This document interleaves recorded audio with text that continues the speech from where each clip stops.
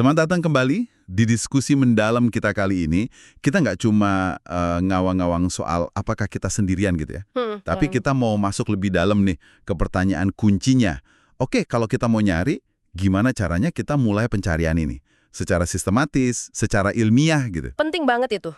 Ini kayak buka bab baru lah ya dalam penyelidikan kosmik kita. Fokusnya ke ide-ide krusial yang ya membentuk cara kita nyari kehidupan di luar sana. Benar. Karena sains kan butuh semacam peta jalan ya. Benar. Butuh kerangka berpikir buat jawab pertanyaan segede ini. Nggak bisa asal lihat langit aja ya. Nggak bisa cuma lihat bintang terus wah berharap ada jawaban gitu aja. Jadi mari kita coba bedah bareng yuk beberapa konsep fundamental yang udah dan masih terus jadi panduan kita nih. Setuju banget.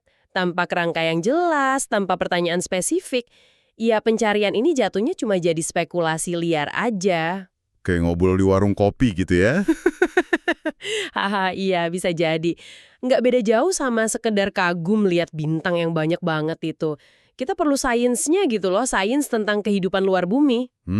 Yang dibangun di atas fondasi kokoh, bukan sekedar debat filosofis, walaupun ya sejarah pemikirannya penting juga sebagai latar belakang. Oke. Dan yang paling penting, yang jadi pembeda nih antara sains serius sama ya harapan kosong gitu. Itu standar bukti. Standar bukti. Iya. Ini kayak pagar gitu, biar kita nggak gampang ketipu sama imajinasi atau ya keinginan kita sendiri. Biar setiap langkah maju itu jelas, solid. Nah, ngomongin kerangka kerja nih. Kayaknya nggak ada yang lebih ikonik dari persamaan Drake ya? Ah iya, persamaan Drake. Klasik itu. Ini kan dicetuskan sama Frank Drake ya. Seorang astronom radio yang waktu itu masih muda, tahun 1961. Katanya sih, dia agak nekat dan, wah, super kreatif. Konteksnya menarik emang. Iya kan? National Academy of Sciences mau bikin pertemuan soal komunikasi antar bintang. Topik yang waktu itu, wah, masih di pinggiran banget lah ya. Masih dianggap agak aneh mungkin ya? Mungkin. Nah, si Drake ini umurnya baru 30-an waktu itu. Ditugasin bikin agenda. Coba bayangin, gimana caranya bikin agenda ilmiah buat sesuatu yang belum pernah dibahas formal? Nah, itu dia jeniusnya Drake. Dia nggak langsung nyoba jawab, oke ada berapa banyak alien sih gitu. Nggak gitu ya? Nggak. Tapi dia bikin sebuah persamaan yang memecah pertanyaan raksasa itu jadi potongan-potongan kecil. Yang, nah ini kuncinya, bisa diselidiki secara ilmiah. Oke. Pertanyaan intinya gini, berapa banyak peradaban di galaksi kita Bima Sakti saat ini yang punya teknologi buat komunikasi antar bintang? Spesifiknya lagi, punya teleskop radio. Oh, definisinya terukur ya? Nggak ngawang-ngawang. Betul, itu definisi yang bisa dipegang. Persamaannya sendiri kan intinya perkalian beberapa faktor ya.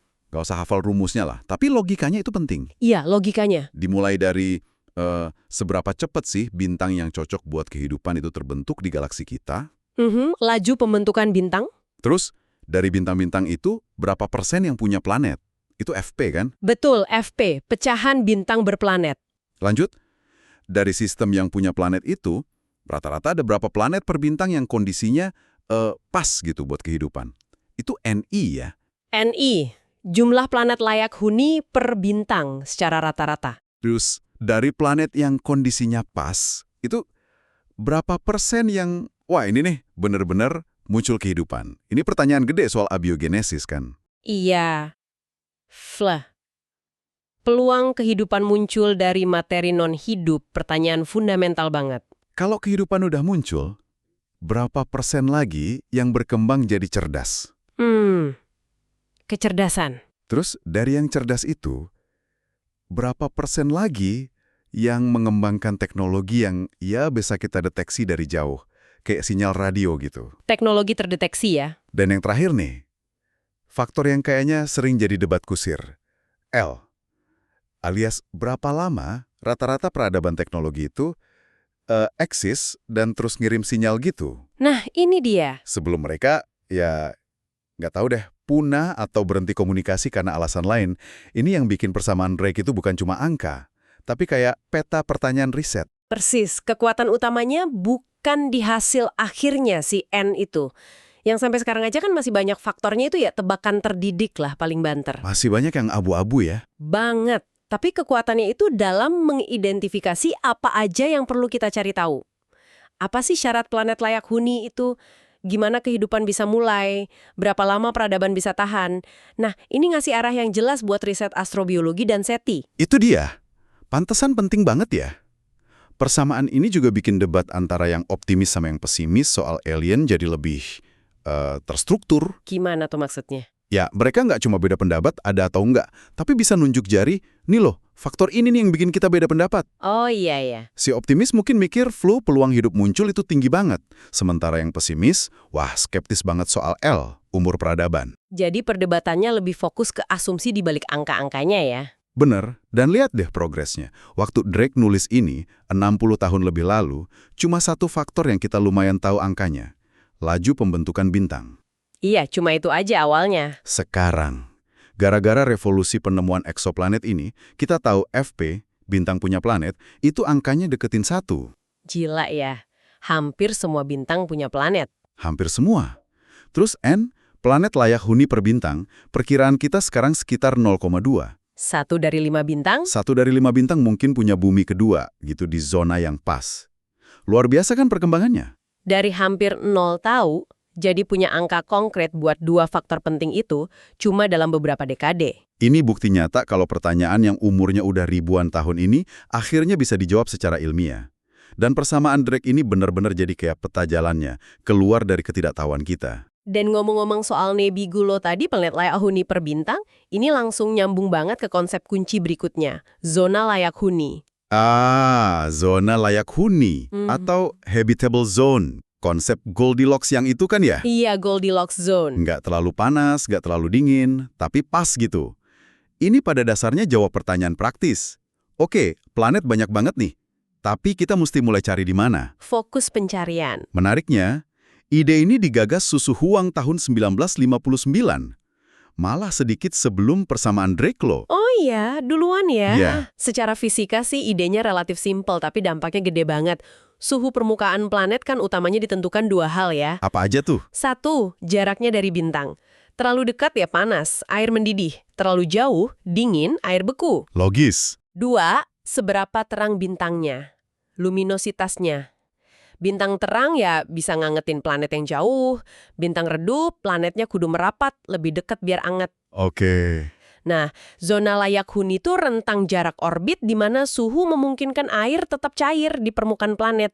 Dengan asumsi tentu aja ada atmosfernya. Asumsinya air cair di permukaan ya. Tapi kenapa fokusnya ke air cair sih?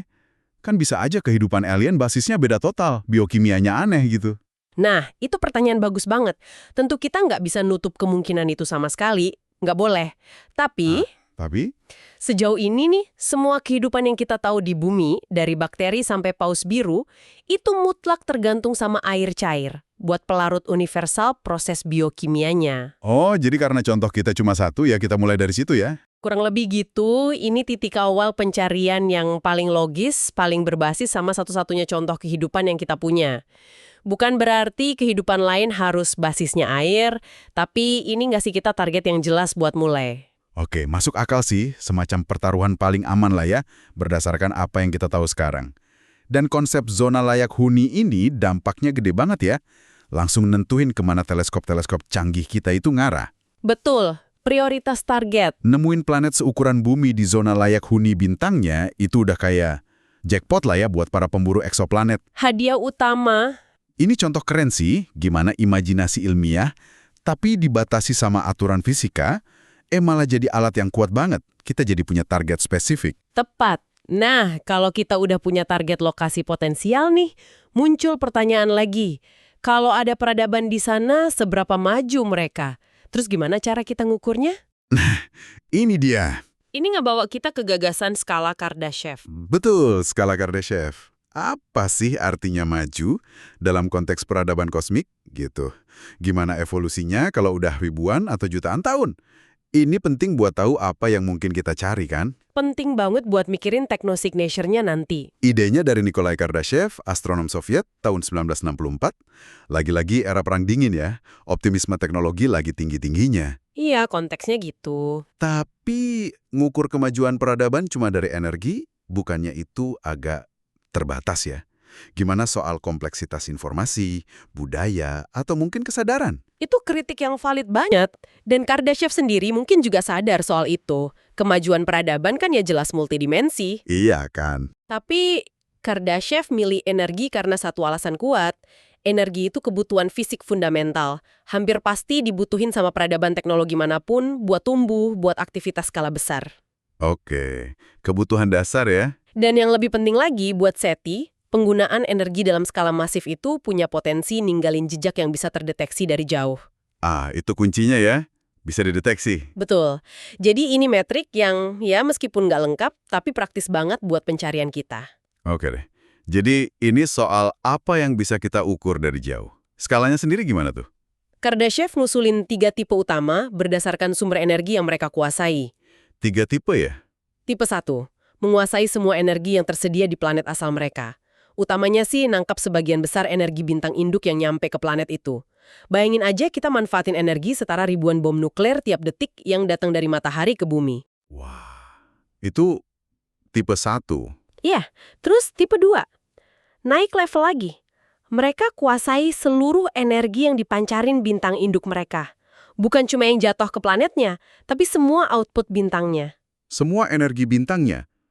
Gede banget dong. Miliaran kali lipat tipe 1 energinya. Gede banget. Terus tipe 3. Tipe 3. Nah, ini skala yang benar-benar kosmik. Mereka mampu manfaatin energi dari seluruh bintang di galaksi mereka. Seluruh galaksi, ratusan miliar bintang gitu. Ratusan miliar bintang. Entah gimana caranya, ya mungkin teknologinya udah jauh banget melampaui pemahaman kita sekarang. Waduh. Dan kita manusia sekarang nih, di mana posisinya di skala ini? Kayaknya masih jauh banget ya dari tipe 1 aja. Jauh. Carl Sagan pernah ngitung, kita ini baru sekitar tipe 0,7. 0,7? Iya. Dan karena skalanya logaritmik, lompatan ke tipe 1 itu gede banget effortnya. Kita kan masih bergantung banget sama sisa-sisa energi fosil dari masa lalu planet kita. Iya juga ya. Tapi, ada beberapa perkiraan optimis sih, misalnya dari JPL NASA, yang prediksi kita mungkin bisa capai tipe 1 dalam beberapa abad, mungkin sekitar tahun 2371. Asal Kita berhasil ngatasin tantangan energi dan lingkungan kita sekarang ini tentunya. Wah, PR besar itu. Skala ini benar-benar ngasih kita tangga imajinasi ya, buat ngebayangin kayak apa sih evolusi jangka panjang peradaban teknologi. Dan ini langsung ngarahin kita mikir soal techno-signatures tadi. Tanda-tanda teknologi yang mungkin muncul dari penggunaan energi segede itu. Persis. Dan ini nyambung juga ke fisika dasar loh. Hukum kedua termodinamika kan bilang, setiap proses penggunaan energi pasti ada limbah panasnya, ada entropinya. Oh iya, entropi. Nah, ngelola energi skala planet tipe 1 atau bintang tipe 2, itu pasti dampaknya ke lingkungan gede banget. Ada spekulasi menarik nih. Apa tuh? Mungkin ada semacam bottleneck iklim universal gitu, yang harus dihadapi setiap peradaban pas mau naik ke tipe 1. Kayak ujian gitu ya? Bisa jadi. Apakah mereka berhasil ngelewatinnya atau enggak, itu bisa jadi penentu krusial buat faktor L, umur peradaban, di persamaan Drake tadi. Wah, itu dalam juga ya mikirnya. Kalau gagal di bottleneck itu, ya L-nya jadi pendek. Bisa jadi begitu. Nah, ngomongin tipe 2 yang manfaatin seluruh energi bintangnya, ini langsung bikin keingat sama ide super keren lainnya, bola Dyson. Bola Dyson. Konsep megastruktur alien ini kan salah satu yang paling sering muncul di sci-fi ya. Tapi akarnya ternyata dari pemikiran fisikawan serius, Freeman Dyson, tahun 1960. Betul. Dyson mikir, kalau peradaban terus maju, kebutuhan energinya kan bakal gede banget. Mungkin mereka nggak puas cuma dapat energi yang jatuh ke planetnya aja. Kurang gitu ya? Iya, kurang. Jadi mereka mungkin perlu nangkap semua energi bintang induknya. Gimana caranya? Ya bangun struktur raksasa di sekitar bintang itu buat manen energinya. Tapi ini bukan bola padat kayak sangkar burung raksasa gitu kan ya? Katanya itu nggak stabil secara gravitasi. Nah iya, Dyson sendiri juga ngebayanginnya lebih kayak kawanan atau swarm gitu. Atau mungkin cincin dari jutaan atau miliaran kolektor energi independen yang ngorbit bintang secara terkoordinasi. Oh, jadi kayak panel surya tapi ngelilingin bintang gitu ya? Iya. Banyak banget. Konsepnya gitu. Tapi poin kuncinya bukan bentuk persisnya, tapi konsekuensi fisiknya. Konsekuensi fisik? Maksudnya? Struktur segede apapun yang nyerap energi bintang, pasti bakal jadi panas dong. Iyalah. Dan menurut hukum fisika, benda panas itu mancarkan radiasi. terutama dalam spektrum inframerah. Aha. Jadi, bukannya kita nyari lampu kota alien atau sinyal radio yang disengaja, kita malah nyari jejak panas raksasa, kayak knalpot kosmik dari mesin energi segede bintang gitu. Haha, analogi yang menarik. Iya, kurang lebih gitu deh. Kita nyari kelebihan pancaran inframerah yang nggak bisa dijelasin sama proses alami biasa di sekitar bintang. Dan itu bisa kedeteksi dari jauh. Hebatnya di situ, cahaya inframerah ini potensial banget buat terdeteksi dari jarak yang jauh banget, bahkan antar galaksi. Ini ngasih para astronom sesuatu yang konkret buat dicari. Sebuah teknosignature yang unik banget. Ide Dyson ini benar-benar ngeresap ya di komunitas ilmiah. Contohnya kasus bintang Boyajian, KIC 8462852 itu beberapa tahun lalu. Oh iya, Tebistar ya.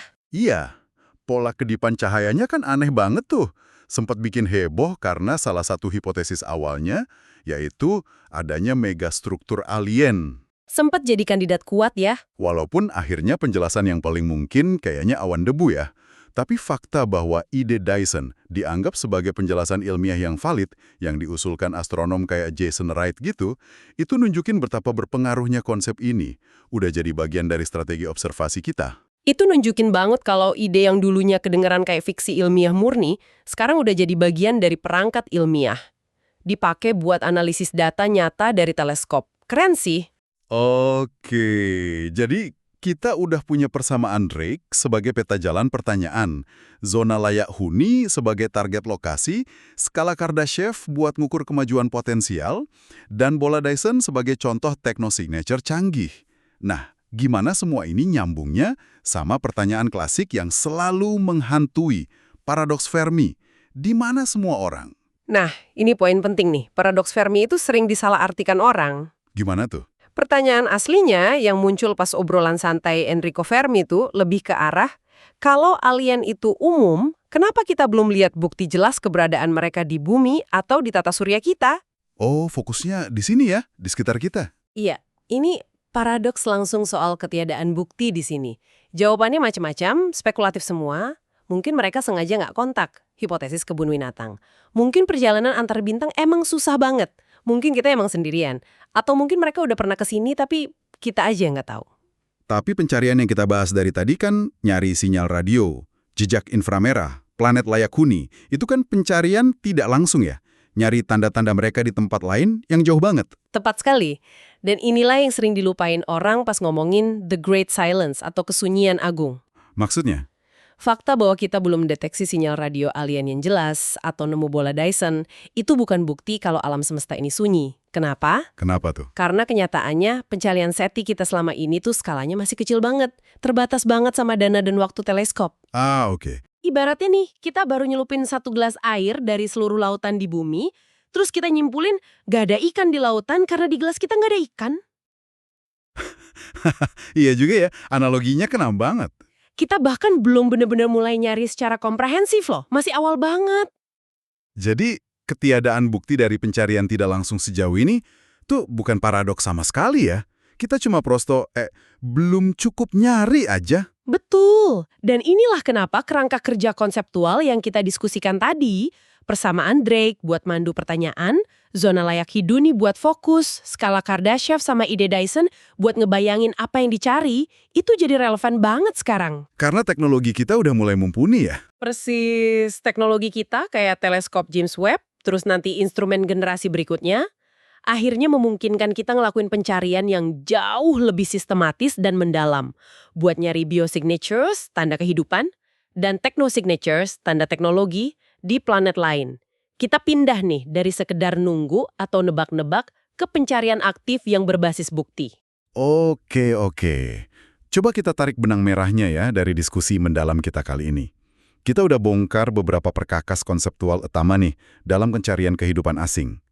Ada persamaan Drake sebagai peta jalan pertanyaan ilmiahnya. Checklist pertanyaannya. Ada zona layak huni yang bantu kita fokus ke target paling menjanjikan. Di mana nyarinya? Ada skala Kardashev yang ngasih cara buat ngebayangin tingkat kemajuan peradaban itu kayak apa. Seberapa maju mereka? Dan ide bola Dyson sebagai contoh konkret teknosignature super canggih yang mungkin bisa kita lihat. Apa yang mungkin kita lihat, dan penting buat diingat ya, ini bukan cuma konsep ngawang-awang di atas kertas. Ini tuh alat kerja aktif Bener-bener ngebentuk cara ilmuwan ngerancang teleskop baru, milih target observasi, sampai interpretasi data yang rumit. Jadi beneran dipakai ya? Banget. Dikombinasikan sama ledakan penemuan eksoplanet, sama kemajuan teknologi observasi, alat-alat konseptual ini udah ngedorong pencarian kehidupan di luar bumi dari wilayah spekulasi filosofis, jadi bidang riset ilmiah yang makin sistematis, terukur, dan ya itu tadi, didorong oleh bukti. Dan standar buktinya makin penting ya? Jelas, seiring kemampuan deteksi kita naik, tuntutan buat standar bukti yang kuat juga makin tinggi. Nggak bisa asal klaim. Oke, nah sebagai penutup nih, mari kita coba renungkan sejenak ya. Kita kan banyak bahas kerangka kerja buat peradaban super maju tuh, tipe 2 atau 3, megastruktur gitu kan? Yang wah gitu ya. Iya, tapi coba pikirin ini deh. Dengan potensi banyaknya planet layak huni yang kayaknya disiratkan sama persamaan Drake, mungkin nggak sih kita justru kelewat tanda-tanda peradaban yang baru aja nyampe tipe 1? Atau bahkan masih berjuang di tahap, katakanlah 0,8 atau 0,9? Yang masih di tahap awal kemajuan energinya ya. Iya. Tanda-tanda apa ya yang mungkin mereka pancarkan? Mungkin bukan bola Dyson raksasa atau sinyal radio halo yang sengaja dikirim, tapi sesuatu yang lebih halus. Lebih subtil gitu ya. Bayangin deh, kita lihat dari jauh sebuah planet yang atmosfernya penuh sama polutan industri yang aneh, yang nggak kita kenal. Atau nunjukin perubahan iklim yang ekstrim dan cepet banget gara-gara mereka lagi coba ngelola energi skala planet, tapi mungkin belum sempurna, masih berantakan. Jadi tanda tangan teknologinya justru kelihatan dari efek sampingnya gitu ya, dari masalah yang mereka hadapi. Mungkin aja kan? Mungkinkah teknosignature mereka itu justru tersembunyi di data atmosferik yang ambigu, yang selama ini kita abaikan karena nggak sesuai sama bayangan kita soal alien canggih yang udah rapi jali gitu? Wah, itu pemikiran yang menarik sekaligus agak bikin merinding ya. Apa jadinya kalau bukti pertama yang kita temukan itu bukan sinyal, "Halo, kami di sini," tapi malah jejak perjuangan mereka sendiri nggak hadapin tantangan peradabannya? Gimana tuh?